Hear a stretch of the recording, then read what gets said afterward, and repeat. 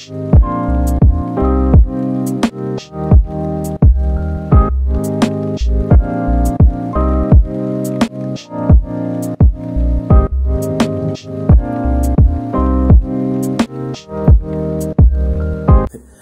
to my channel. My name is Ndifon Ntui. On this channel I make screen tutorials. I post new videos on Wednesdays and on Saturdays. So if you're into stuff like this, make sure to check back on those days in order to watch new content.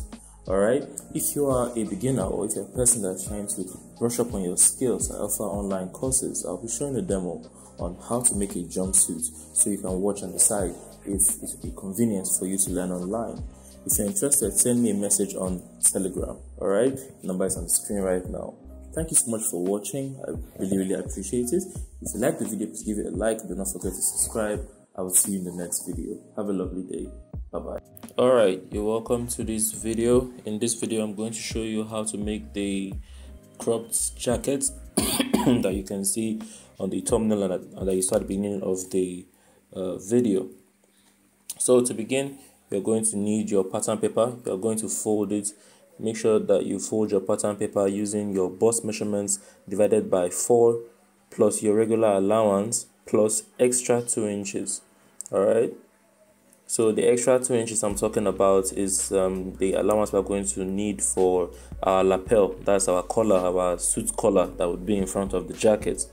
Alright, when that's been sorted out, the next thing we're going to do is we're going to start drafting. The first thing you're going to do, you're going to keep a space of 2 inches away from the edge. That 2 inches that I spoke of when I was talking about how to fold your paper. So that's the 2 inches you can see me using now. I've kept it aside. When that has been done, the next thing I'm going to do, I'm going to come ½ inch away from the top, and I'm going to place, that's my allowance for the shoulder. That's the ½ inch on top there. The next thing I'm going to do is I'm going to place my shoulder measurement. My shoulder measurement is 15 divided by 2 is 7.5. I've placed it there.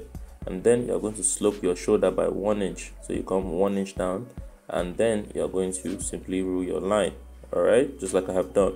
The next thing I'm going to do is I'm going to place my armhole measurement. So the formula is still the same thing, your bust divided by 6 plus 1.5. So I'm going to divide the bust by 6 plus 1.5. So I'm going to place it right there. And then I'm going to roll a line down, roll a line across, and make my curve. Alright, next thing I'm going to do is I'm going to place my under bust length, and I'm going to use that measurement to find where I should place my bust. Alright, so what I'm going to do is I'm going to come from the shoulder, keep the line at the shoulder. The under bust length is 15. 15 minus 4 is 11. Alright, so I've placed that. That's how you find your bust. At that point, I'm going to place my bust measurement. The bust measurement is 37 divided by 4 is 9.25. So I've made a mark at 9.25. Alright, next thing I'm going to do is, let me first of all rule my line across. You see that? Next thing I'm going to do is I'm going to place my jacket length. This jacket is a boxy jacket, so whatever I place at the bust, I'm going to place the same thing everywhere else. And it is short, so it's not going to really affect anything, being that it's not supposed to sit at your waist or close to your waistline, your hip line, sorry. So I'm placing my jacket length at 19 inches. As you can see, it's a cropped jacket, so I have placed that there. The next thing I'm going to do is I'm going to roll a line across. Alright, the same thing I place at the bust is the same thing I'm going to place at the bottom as well. Alright, so whatever I place at the bust, you place at the end right there. Alright, so you can see the boxy look it has already. I'm going to keep my allowance at the bottom. That's 2 inches of allowance at the hem. And then on the side, I'm still going to keep 2 inches of sewing allowance on the side as well. So you can see me placing that now. And then I'm going to connect the line together. Alright, with that, we have drafted the basic boxy shape of the jacket. The next thing I'm going to do is I'm going to mark out the points on how I'm going to keep my darts. That line there is my bust line. I'm going to come from the middle line. You can see all the measurements I've been taking so far is from this line here. Alright, that's where all my measurements start from this line. My bust, all the other measurements, it starts from here going down, not from the edge of the paper. Alright, because that's where our measurement starts from. Alright, the allowance in front of this, what I'll use to create my lapel, so nothing should start from there. So I'm going to come from there. I'm going to place the bust point to bust point divided by 2 plus half an inch. So I'm placing that there. And then I'm going to come 1 inch after it and make a mark. You see that? Make a mark, and that is where my dart is going to start from. All right. So from here, I'm going to come down 6 inches. Okay, and then I'm going to roll. This is my underbust line. Let me just simply roll the line. That's my underbust length. So just simply roll the line across there. Draw a straight line connecting the top and the bottom of the 2 points you marked. So that's how I'm going to hold my dart. You see these points I'm marking here, that's ½ inch on both sides.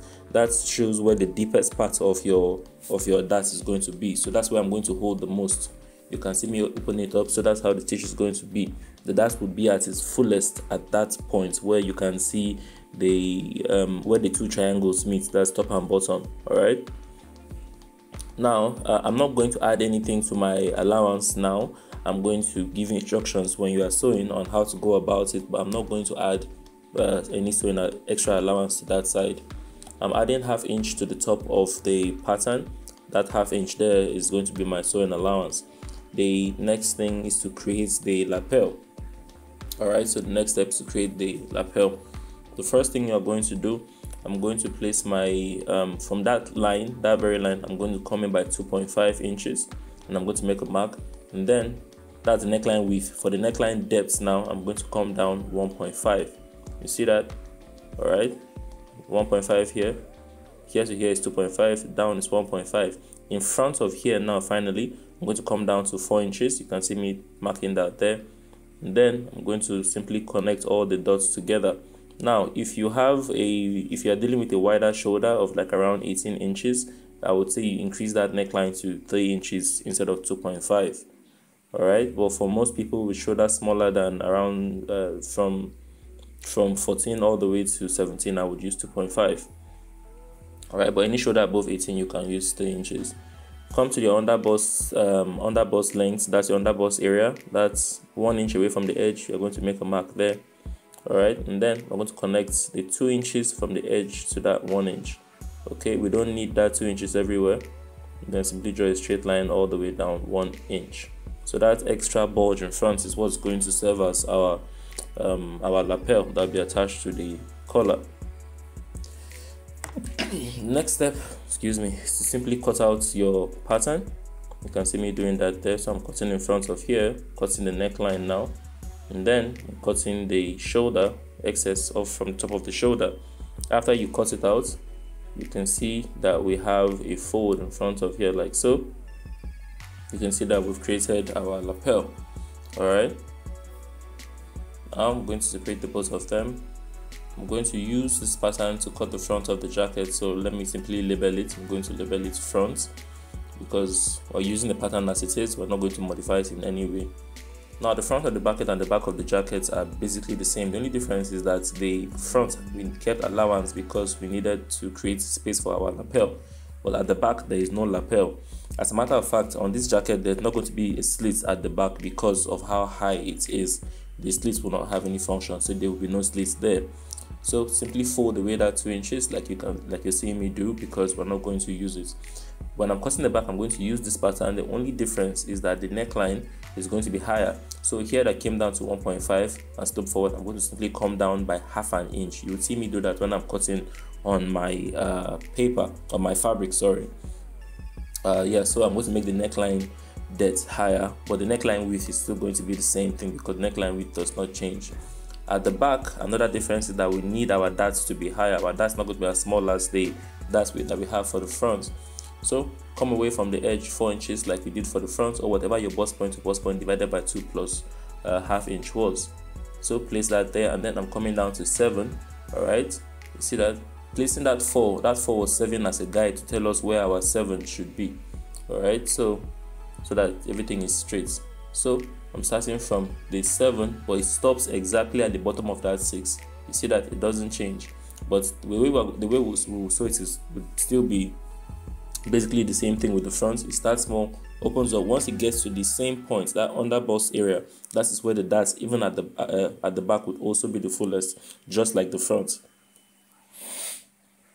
All right, so yeah, I'm going to go ahead, transfer this pattern to my fabric and my lining.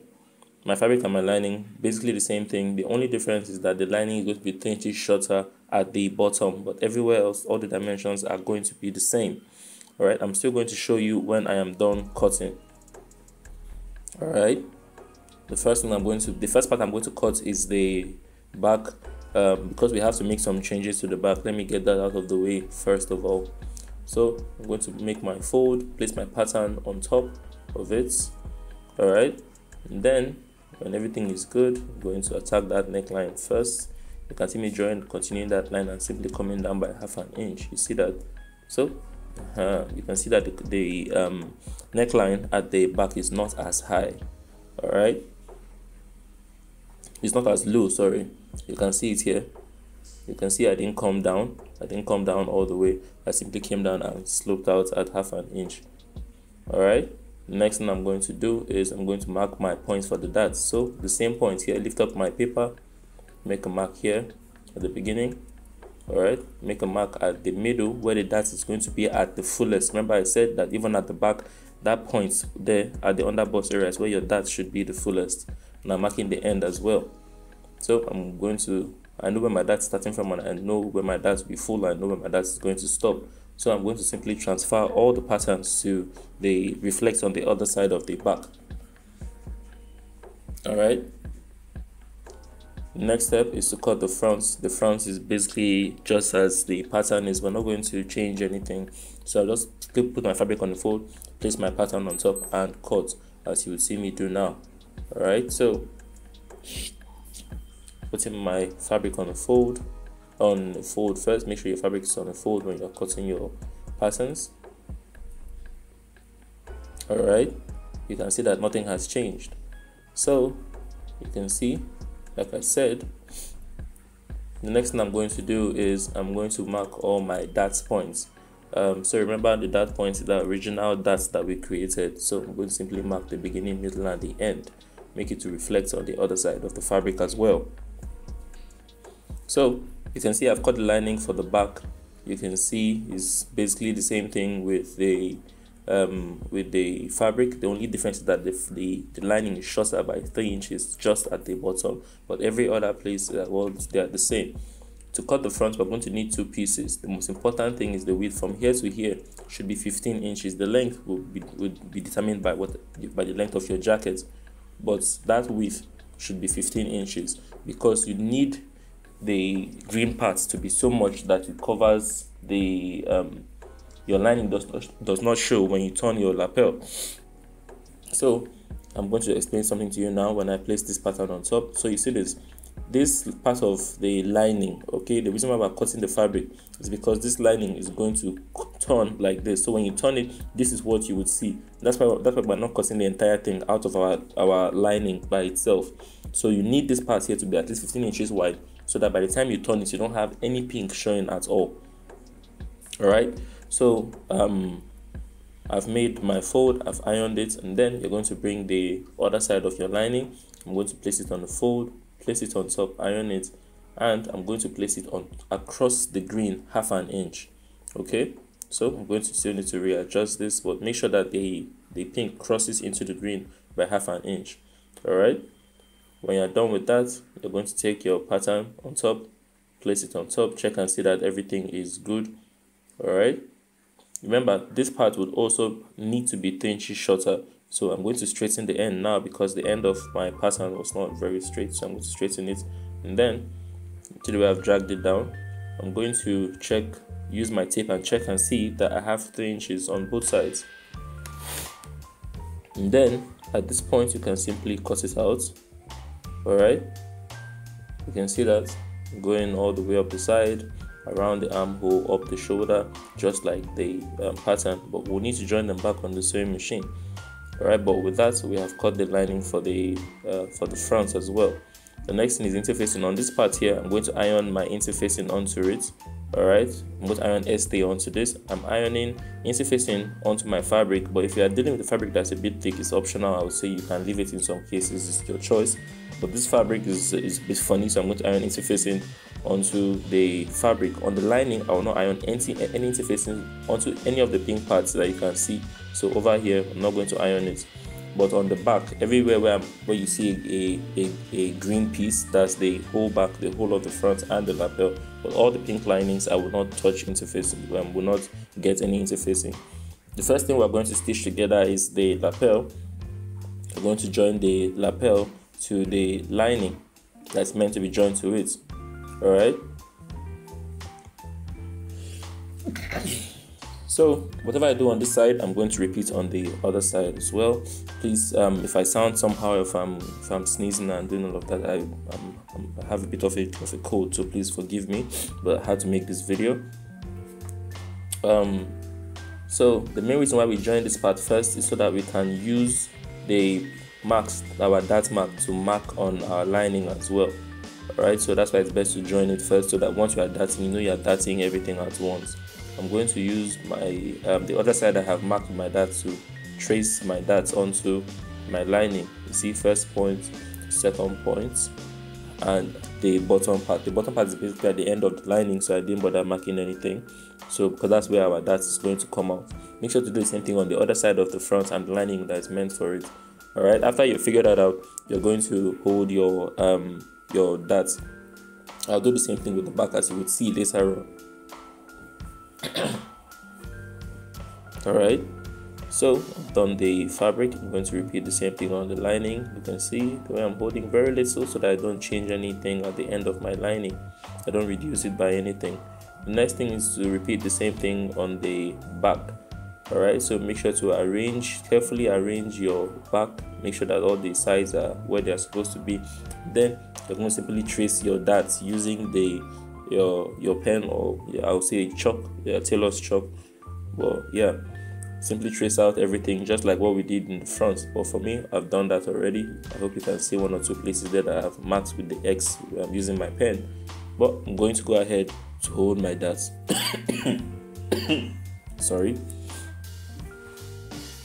So yeah, I'm going to hold the other side as well.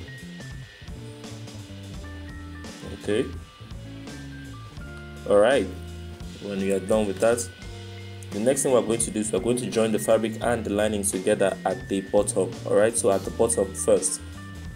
Remember, we had cut the lining shorter by 3 inches, but we'll force them to, to be on the same level for now. So we're going to join them together, starting with the side that has the lapel. At the bottom here, we're joining 4 inches across. Don't sew all the way. We will do that later. Just stitch 4 inches starting from the edge where you have the lapel, not from the armhole side, not from the side where you have the armhole. All right, so you can see that from the side where I have the lapel. When you're done with that, head over to your ironing table, spread and iron this joining that we have flat. Now I have ironed it flat. The next thing we're going to do is we're going to pull the lapel up. So you can see this. I'm going to drag the lapel up, keep it on the same level, and I'm going to join both of them together. Keep the edge straight. You can see the bottom, the lining has pulled the fabric inside, giving it that look. We're going to simply join here all the way down, 1/2 inch as well. Make sure that that part that we iron flat stays flat. After you've made that stitch, the next thing we're going to do is you're going from the edge, you're going to sew in 2 inches. This is going to be the first part of the jacket lapel. All right, so you can see that I'm sewing down 2 inches. Make sure to repeat the same thing on the other side of the front as well. I'm going to make a cut here. After that, you're going to need to turn everything inside out. But before we turn everything inside out, you're going to make a notch. I'll turn it back to the front and make that notch there. Make sure to make a notch at the top part across it like I'm doing now, so that by the time you turn it inside out, that point is very, very, very smooth. Alright, so I'm going to take my ironing table. I'm going to iron it, but you can see this is already creating that jacket effects, that jacket's collar. Alright, now this video, the entire video was over 40 minutes long, so I had to cut it. This is the first part I'm giving to you, but the second part is already ready. I'll drop that on Saturday. But if you've watched this far, thank you for watching. I will see you in the part 2 of this video. Do have a lovely day. Bye bye.